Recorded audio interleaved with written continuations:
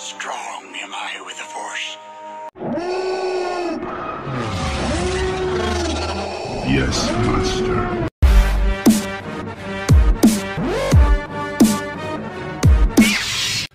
Hello everyone and welcome to another Star Wars Galaxy of Heroes video. I'm your host Ramon Azab, aka Remon with the Alliance, and today we're going to be doing a new video series called Mastering the Meta. The first character we're going to be covering in Mastering the Meta is going to be Hermit Yoda. We're going to discuss his viability in Arena. We're going to discuss his comparability to other characters in the meta right now. We're going to take a look at his abilities, and at the end, we're going to give him a viability verdict of whether he's a meta character or not meta character. Now, Hermit Yoda has a ton of great synergies, especially with Jedi, but what we're looking at today is specifically his synergy with the Rebels, behind Admiral Ackbar lead specifically. Admiral Ackbar's lead is great with a Hermit Yoda because Hermit Yoda does no attacks. So every ability that he does will call another Rebel ally to assist behind an Admiral Ackbar lead. So that is fantastic, especially if the only Rebel that you have besides Admiral Ackbar is Commander Luke Skywalker. Now, in this particular team, we do have also R2-D2, because R2-D2 does strengthen the team so much more and makes it worth it as an extra character or support character in the team. His basic attack is Master's Protection. All other allies recover 10% health and 5% protection. All other Jedi allies gain 5% turn meter. And again, because this attack is not an actual attack, because it only heals his team, it calls other allies to assist behind an Admiral Ackbar lead. So Commander Luke Skywalker will get called in many times, doing a basic attack, which in many cases can stun the character as well. So a fantastic option there. Now, his special ability, Master's Training. Yoda gains stealth for 2 turns. Dispel all debuffs on target other ally and grant them the Master's Training unique buff until the end of the battle. Then call all allies with Master's Training to assist. Master's Training plus 25% doubled on Jedi accuracy, defense, offense, potency, and tenacity can't be dispelled or prevented. This ability is fantastic. Again, it lasts the duration of the battle, and what it can do is give the ally all those buffs, and on top of that, call them into attack. Now, his other special is Strength Flows from the Force, which has a 4-turn cooldown. That's all allies have their current health percentages equalized. Health equalizing effects ignore healing immunity, much like Barriss Offee. Then all allies recover 20% health and protection, and Jedi allies gain Foresight for 2 turns. This is a fantastic ability as well because it also is not an attack. It just calls other allies to assist. So constantly healing the team, constantly calling in characters like Commander Luke Skywalker or R2-D2 to come in to assist. So you have the likelihood of getting a stun with that basic attack from either character. Now his unique is In Exile. Yoda gains stealth for 2 turns at the start of each encounter and has plus 100% evasion while stealthed. When there are no active allies, Yoda escapes from battle. Now that's an excellent ability because, again, he starts off the encounter, starts off the battle with stealth, so he's not going to be able to be attacked.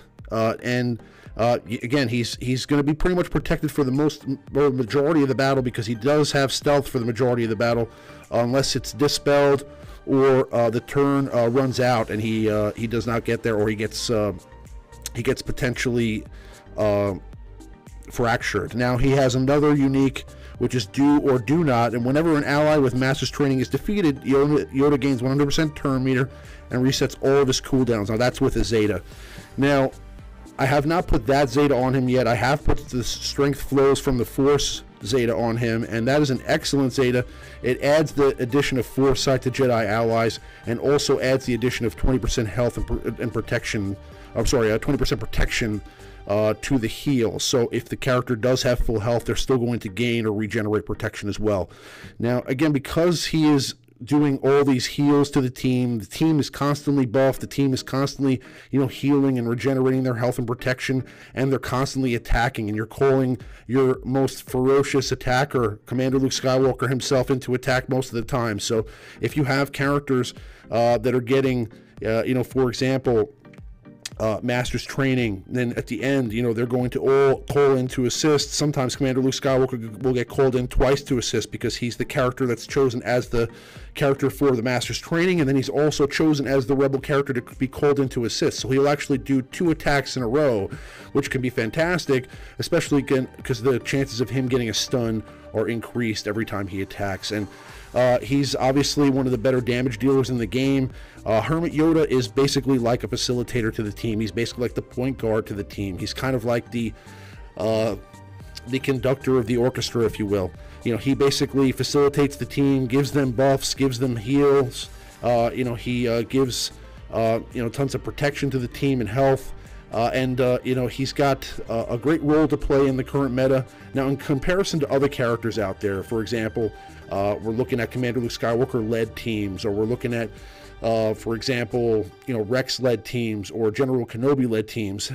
You're not going to have the same, health, like, let's say, a team that's led by General Kenobi with a Barriss Offee Zeta, for example. So you're going to have to be more careful on offense with your selections and how you protect, or how you fight against certain teams, because you're going to have to use more strategy again. You're not going to necessarily have as much health to protect your squad. Now, I have switched this team up a little bit since I started doing these recordings. I wanted to show the viability of Hermit Yoda at 5 stars with a Zeta, so you could see whether he's viable or not right out the bag. Now he's not 7 stars yet in this video or anything like that, and I'm facing all meta teams here. These are all teams that are in the top of Arena. This is actually a battle here for 4th place, I believe. So, he's definitely facing, current meta teams. He's definitely able to beat current meta teams. And this is, again, at a 5-star with a Zeta.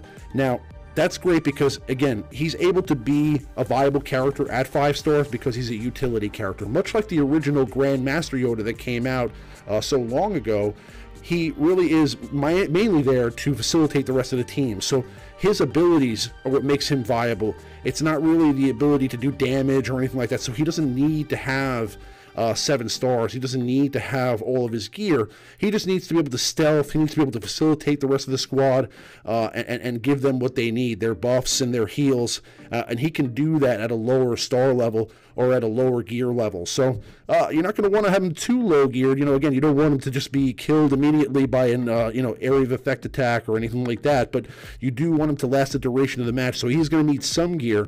I believe at a 5 stars, let's say gear 10 or gear 11, you can run a Hermit Yoda in Arena currently and, beat meta teams. Again, you're going to have to use some more strategy than you would if you're running some of the current meta teams. Some of these teams are running 5 legendary characters and some raid characters. For example, this team that we're looking at right now is, Raid Han, Commander Luke Skywalker, Grand Admiral Thrawn, and Darth Nihilus. So Darth Nihilus was a marquee event character, but aside from him, Commander Luke Skywalker is a Hero's Journey event, so he's a legendary character. Grand Admiral Thrawn, legendary character. Raid Han is from the original Rancor raid. He's also a raid character, a legendary character. And then, you have, R2-D2, other characters like that, General Kenobi. You're talking about characters that are, some of the best characters in the game, characters that are made to, to be difficult to get. So his viability verdict is meta. Okay, we're going to give, Hermit Yoda a viability verdict of meta, and he's definitely a character that you want to add to your squad. I know some of you guys have decided to go or elected to go for gear first, but, when you get that opportunity, if you haven't done so yet, you should definitely start working on Hermit Yoda because he will help you in the future, especially in territory battles. So as we get closer to territory wars, you definitely want to start working on this guy at some point. But, as always, guys, I definitely appreciate you checking out the video. I'll be bringing you more videos just like this. We're going to be talking about other characters and other groups of characters, different factions, and what their viability is in the current meta. And then we'll go ahead and grade them as well and see if they're up to snuff with the rest of the characters that are out there. But, as always, you guys definitely, go check out my channel, like, subscribe. Go over to www.thealliancegaming.com and, check out, links to our Discord if you want to come chat with us there. But I'll definitely see you guys on the next one, and may the Force be with you. Thank you.